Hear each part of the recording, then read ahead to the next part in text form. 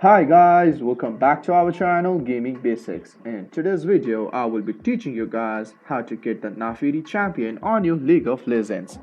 So at first, just open your game, and as you open your game, you're on this home screen as I am. So just stay at this home screen and look at the top for the store option, and as you see it, just click it to view the store page.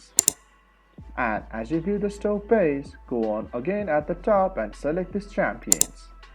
And as you select it, you can see the Naafiri Champion right here, so just select this.